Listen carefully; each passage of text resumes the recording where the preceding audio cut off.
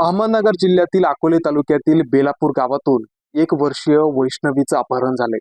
मी सध्या घटनास्थळी आहे व याच ठिकाणी ह्या झोळीमध्ये ती जी आहे ती रात्रीच्या सुमारात झोपलेली असताना तिच्या आई वडिलांना रात्री 3 वाजता समजलं की आपली मुलगी त्या झोळीत नाहीये. सध्या त्या वैष्णवीचे आई वडील आपल्या बरोबर आहेत, त्यांच्याशी आपण बोलण्याचा या ठिकाणी प्रयत्न करूया. दादा, कुठे गेली वैष्णवी? काही तिचा तपास लागलाय? अजूनपर्यंत काही तपास नाही लागला. मला कधी समजलं? मला नक्की सांगा, नक्की काय झालं? 3 वाजता समजलं आम्हाला रात्री. रात्री. वैष्णवीची आई देखील आपल्या बरोबर आहे. ताई, नक्की हा कसा घटनाक्रम होता आणि तुम्हाला नक्की कधी समजलं हे सगळं? मी पाणी पिया उठले होते तेव्हा मला कळालं पोर जुळत नाही. त्या मी यांना उठवलं. मी पोलिसांकडे गेले होते का? त्या गावातल्या याच्याकडे गेलतो आम्ही, पोलीस पाटलांकडे. काय बरं, आता काय मागणी आहे तुमची? काय नाही, सापडली पाहिजे लवकरात लवकर. या ठिकाणी आजी आपल्या बरोबर आहे, त्यांच्याशी बोलण्याचा प्रयत्न करूया. आजी, नक्की काय काय घटना घडली आहे नक्की? काय अगं तो पाणी पियाला आलता रातचं. पहिला आला काय ते माणसं सगळी जागी होती. तो आला म्हणला भाकर नाही तर म्हणला एक गोधडी द्या.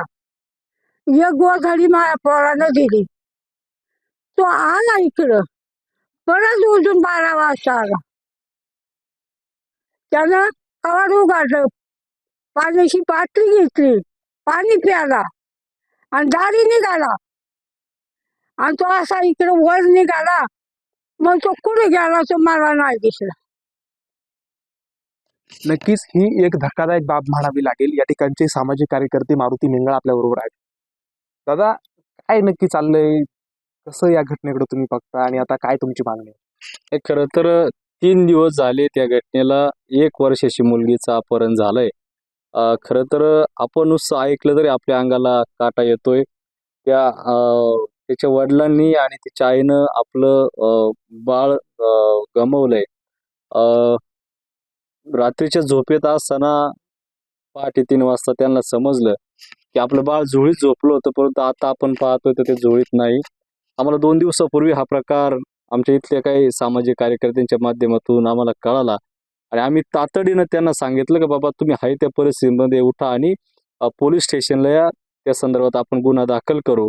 जोपर्यंत दाखल ह्या घटनेचा जो तपास व्हायला पाहिजे तो पोलिसांकडून होत नाहीये असं या कुटुंबाचे काही सदस्य म्हणतात. हे खरं तर एकदम बाकीच्या सगळ्या गोष्टी बाजूला ठेवून प्रशासनानं एक चांगल्या पद्धतीने लक्ष दिलं पाहिजे. जेव्हापासून हा गुन्हा दाखल झाला त्याच्यानंतर काही प्रमाणामध्ये पोलीस प्रशासनाकडून त्याचा तपास केला जातो. मला वाटतं काल रात्री ह्या परिवारातील काही सदस्यांना घेऊन पोलीस यंत्रणा तपास करत होती. परंतु आमची एक विनंती आहे का जर अजून एखादा दिवस जर उजाडला, एखादी चुकीची बातमी आपल्या कानावर येईपर्यंत त्याचा तपास लावला पाहिजे. या कुटुंबाची ज्या व्यक्तीवर संशय, आता जी आजी सांगत होती की बाबा आमच्याच नातेसंबंधातला एक माणूस इथं आला आणि त्यानं नेला असावं, अशी या सगळ्यांची शंका आहे. ज्या दिवशी ते मुलगं गेलं तेव्हापासून तो व्यक्ती पण फरार आहे, त्याचा पण काही तपास लागत नाही. आणि म्हणून आपल्या ह्या समाजामध्ये अंधश्रद्धेला आपण काहीतरी खतपाणी घालतोय की काय, असं आपल्याला सर्वांना शंका येते. आणि म्हणून तातडीनं काही ना काही आपण याच्यामध्ये मार्ग काढला पाहिजे. आदेश भाऊ, ही 3री घटना आहे आपल्या अकोले तालुक्यामध्ये. काही वर्षापूर्वी आपल्या अकोले तालुक्यामध्ये उंच खडक जे गाव आहे तिथं असंच एका मुलाचं अपहरण झालं. काही दिवसानंतर त्याची बॉडी एका विहिरीत सापडली. अजूनही त्या गुन्ह्याची वेगवेगळ्या उच्च स्तरावरून चौकशी झाली, वेगवेगळ्या अधिकाऱ्यांना काही जबाबदाऱ्या दिल्या, तरी देखील सुद्धा ते आरोपी त्याच्यामध्ये सापडले नाही. मागच्या वर्षी आपल्याच आदिवासी समाजामध्ये धामणगावावर इथले असंच एक मुलगा झोळीतून काढून लहान बाळ एक अज्ञात व्यक्ती घेऊन चालला होता.